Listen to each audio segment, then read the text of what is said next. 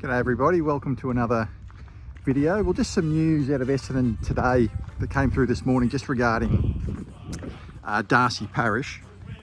Oh no, oh no, oh no. From the Essendon website, Essendon midfielder Darcy Parish is in doubt to make the season opener against the Gold Coast, as he's still dealing with a back complaint. This might explain obviously why he was unsighted at the intra-club game, and it's sort of been well known that he's been dealing with a back issue in the pre-season, but this is the first that we've seen that it may actually keep him out of the opening round of the season. Not again. They say that he's in doubt to face obviously Geelong in the pre-season game. Brad Scott says, "I'd say based on the way we've managed his back to this point, it hasn't progressed as quickly as we'd like. He's a dynamic player, so when we have pushed him, it hasn't responded the way we'd like. I'd say he's in some doubt." So that sounds like he probably won't make it to the start of the season. Oh boy, that sounded bad. I'd rather be cautious with a player like Parish, to be honest. He, probably like no player on our list, he elicits so much differing opinion, shall we say. No doubt the comments on this video, there'll be people that are saying trade him. I'm not of that view. I still remember a couple of years ago when he polled over 20 votes in the Brownlow medal. Here's the thing about Parish.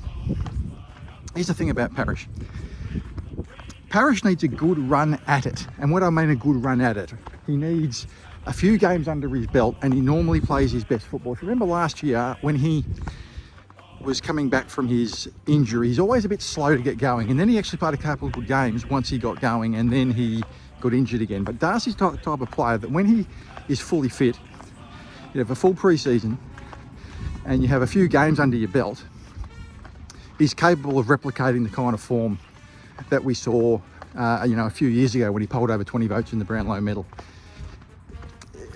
Some players, when they come back from injury, are just good from game one. He's not that type of player. He never has been. He's never that type of player.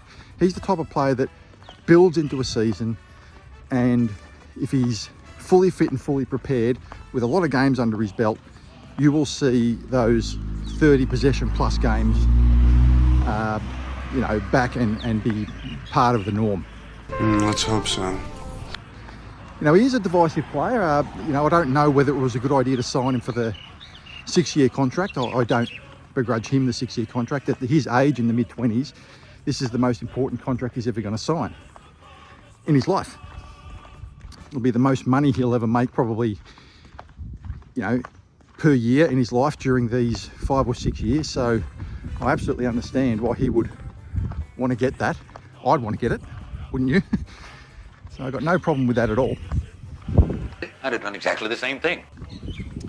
But I think the club do need to be cautious here and make sure that he is right to go, if not for the start of the season, then at least for shortly after that. Because once he plays a number of games in a row, he is a very, very good player. And I know the controversy, I know the altering opinions. I say, well, he's not damaging with the ball. Look, not everybody's got a lethal sort of left or right foot, all right? And he's not incredibly damaging, but what he can do, and this is you can't teach, some players are just ball magnets and know how to find the ball. Players have got different strengths, right? He hasn't got Zach Merritt's left boot, we know that. That's not his go. But he can do what probably no other player on our list can do, and that's just have that, what you call the footy IQ, where he just knows how to find the ball. And he's the one player that, given a free run, he can get that 28 to 30 possessions every game. There is no other player on the list that can do that. Does that mean he's the best player? No. He's certainly not the best player on the list. But I think at his best, at his very best, he's our second best midfielder. And I know there'll be people that say trade him. Look, we've invested a lot into him. That would be a mistake. And if you get his body right, still at his age, he's at the peak of his career now. I think we need to, if you can get his body right, then I still think he can be set for a very good season. Other news just from the website. Parish is really our only main injury concern from probably our best 23, with Jordan Ridley, who'll be right with a hamstring injury. He'll be right to go, and Ben Mackay expected to face Geelong in a couple of weeks. Brad Scott continues. Darcy's had a wretched run. He works unbelievably hard.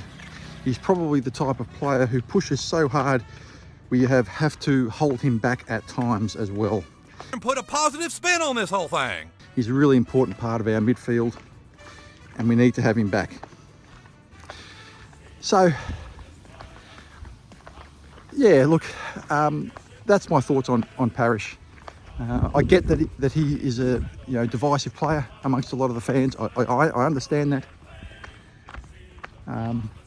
There's a lot of what I would call 0 to 100 opinions on him, where are either black or white opinions on him. Like players that just trade him, get rid of him. I don't accept that kind of unbalanced black or white view of these things. It's not as simple as that. He's a good player. We know he's a good player. He's in his mid-20s. He's polled over 20 votes in the Brownlow medal, and at his best, when he gets a good run with injury, we know how good he can be. So I don't like these sort of black or white, trade him, get rid of him arguments. To me, they're too simplistic, and they're not the way we should approach things going forward. So a little bit of a disappointing news with this. Well, it's not terrible news. I mean, look, he might be ready. He hasn't been ruled out of the opening of the season. He might be right. But it's a little bit disappointing news that his preparation has not been ideal, because with Darcy, the preparation is perhaps more important than perhaps any other player on our list. He needs a strong preparation to play his best football. He's just that type of player that builds into a season and plays his best football, 3 or 4 weeks, into a good preparation. That's sort of when he plays his best football. And then if he doesn't suffer injuries, then he continues that form throughout.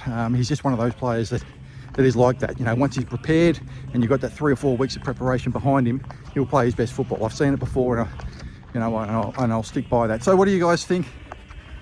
A little bit of disappointing news. Are you one of those 0 or 100 people, where you're black and white, get rid of him? I'm not like that. I'm not like that at all. I still think he's a very important player. I still think he's potentially our second best midfielder behind Merritt at his best.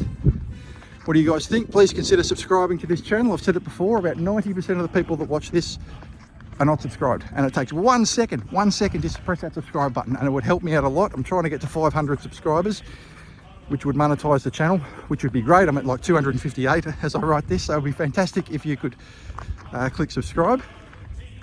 And as always, have a great day.